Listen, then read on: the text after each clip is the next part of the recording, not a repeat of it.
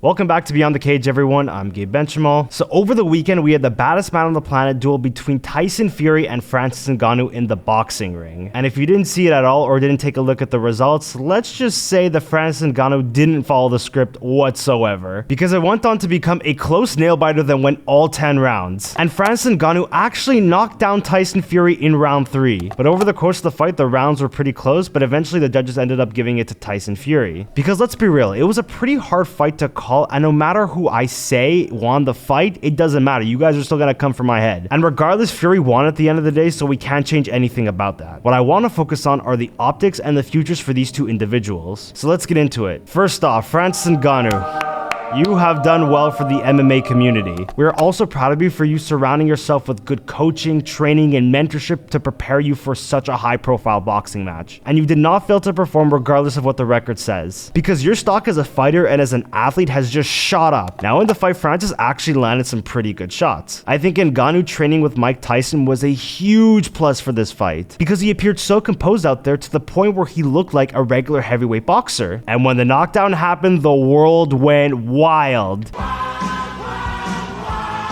Because everyone knows that Francis Ngannou is a very powerful man. But to knock down Tyson Fury, the WBC lineal heavyweight champion, as an MMA fighter switching over to boxing and knocking down that caliber of an individual, that's absolute insanity. That picture with Ngannou standing over Fury after the knockdown is definitely one that Francis is going to hang on his wall. Overall, Francis was a true winner tonight, because one amazing perk that comes from his performance this past Saturday is his increased global recognizability. You had two combat sports worlds collide, and you put on a performance against Tyson Fury like that? Francis just ascended to another stratosphere in terms of popularity. And one of the craziest things about this is that he could legitimately compete with top heavyweight boxers and top heavyweight MMA fighters. When has this ever happened in combat sports history? Francis can now be compared to Bo Jackson and Deion Sanders, who both excelled at basketball and baseball as two sport athletes. But the really fascinating about that fact is that those are team sports, and fighting is an individual sport. So I put Francis in an entirely class above those two. Another amazing perk that comes from this boxing match is the ability for him to be solo marketed. He doesn't need the name of the UFC attached to be promoted. Yes, of course, he was a UFC champion, which holds a lot of value, but after this past Saturday, a lot more people know the name of Francis Ngannou. On top of that, it puts him in line for other top heavyweight boxing matches. Anyone love the idea of him fighting Deontay Wilder or Anthony Joshua? He's in such a rare position that he could go back and forth between MMA and boxing and make it look so seamless. A prime Conor McGregor tried it with the 40-year-old Floyd Mayweather, and he didn't even succeed. So imagine a boxing champion at Conor McGregor's weight class would do to him. Now, in terms of the Gypsy King, it's a big loss. This match was versus a Tyson Fury who was semi-retired, but was still at the top of his game. The one word I'd use to describe Fury was just flat. His jab was very much on point, but he didn't really push the pace that much. Fury had a lot of success in that second Wilder fight when he was pushing the gas and trying to eliminate the power of Deontay Wilder. And unfortunately, he didn't really do that. He allowed Francis to settle and really get his timing down. Also, we didn't see Tyson Fury as loose in this fight as he was in his previous matches with Deontay Wilder, Dillian Whyte, and Derek Chisora. He usually puts his hands behind his back or has his tongue out, but in this fight, he seemed a little stiff. Perhaps when he got into the ring, he couldn't execute on his desired game plan. Overall, I'm not 100% sure. I'd have to watch that fight again to really know. Fury definitely respected Francis Ngannou, as he had a 12-week camp over his usual 6-week camp for this boxing match. And after the fight, he said this was his toughest boxing match that he's had in the last 10 years. And he's about to have another heavy task on his hands because he's contracted to fight Alexander Usyk next. If you don't know, he has the other 3 heavyweight championship belts out of the 4. Usyk is a cruiserweight in a heavyweight's body. He's way quicker and throws a lot more combinations, which is very different to a lot of the fighters that Fury has faced recently. Plus, Usyk really wants that December 23rd date, and I don't know if that's going to happen considering Fury just got a cut over his eye, and Bob Arum said that he's not going to fight on December 23rd, so we don't really know when that's going to happen. But shifting back to Francis, I really don't know if I want to see him fight MMA next, because there's a lot more money and glory in fighting in boxing than there is in fighting in the PFL. Because if the UFC and Dana White magically reopen their doors to Francis, there's no way he's fighting for anything major in the PFL. They have some good heavyweights on their roster, but I doubt Francis is going to want to compete in the actual season format for the heavyweight championship. If I'm Francis, I'm 37 years old and I'm going to be ranked in the WBC's top 10 heavyweights soon. I don't have a lot of time to become a boxing world champion, so let's take these boxing fights now. He could become one of the greatest greatest athletes in history if he manages to capture a boxing world championship. But that's just my opinion on this whole fight. Let's see what the fans have to say about this. Someone said, Fury landed 71 punches on 32%, while Francis landed 59 on 26%. Also won 2 more rounds. Francis fought out of his mind and was great, but did not win that fight. Stop this narrative. Now, if I want to look at the actual fight in terms of who won, I personally think these rounds are so close. I think people forget that jabs really matter in boxing and aren't just some light punches that don't count for much. Now, do I think Fury won the fight? I can't really say. I honestly thought it was going to be a split draw. Another person said, bro lost to someone who dug sand his whole life. Bro, boxing is dead. Francis got robbed. I think we need to make an important distinction between robberies and close fight because I think it's a lot more nuanced. It's not 100% clear-cut straightforward. People thought Volkanovski got robbed when he first fought Islam, but when you watch it again, you're more inclined to agree that Islam actually won the fight, especially watching it with no sound at all. If you want to watch a fight in a really unbiased manner, turn off the sound because the crowd's oohs and ahs definitely make a difference. Someone writes a little Bible and said, all the UFC fans were clowning him a couple months ago, saying how he was dumb for not re-signing with the UFC, fumbled the bag, wasn't as good as he thought, trying to make more money than he deserved. Who does he think he is? He'll never be Jones. Now all of you guys that made those comments are sitting there looking like lame idiot haters that they are. Obviously, hindsight is 2020, and I don't think the majority of people expected Francis Ngannou to perform so well. I personally was always on Francis' side when it came to getting what he wanted. You have to at least respect Francis for trying to make his own way when that news came out that he signed with the PFL, and I think we could definitely say that his decision leaving the UFC aged really, really well. This last person says, I've seen enough. Francis beats John Jones. Now this is very interesting because when John Jones defeated Cyril Gane without any effort, everyone was saying that Francis would get destroyed by John. But now the narrative has flipped and everyone is glazing Francis Ngannou. It kind of goes to show that narratives in MMA change so often and you can't just get disrupted by the news and what people say and all that stuff. But one thing I want to talk about is how the MMA and boxing landscapes are going to change after this match. Because interesting about this fight is that it potentially opens the floodgates for MMA fighters to want to cross over to boxing even more now. But if we're being honest with ourselves, there's only really one person that comes to mind that can actually make that transition, and he's spoken about how he wants to do it in the future. And it's no surprise that the person I'm talking about is Sugar Sean O'Malley. He's got very good boxing skills and a really good frame for 135. Anyone like the idea of him fighting Gervonta Davis, Ryan Garcia, or Devin Haney? I think if Sean becomes a high-earning pay-per-view guy, Dana White might be inclined to co-promote, because people have beaten the dead horse about the McGregor comparisons with O'Malley. But in actuality, they carry themselves very differently. But in terms of Francis and Fury, this is all what we have for now. If you enjoyed this video, please do like, share, subscribe, and comment. I do really appreciate it when you guys do that. Thank you guys so much for watching. I hope to see you in the next one. Take care, guys. Peace.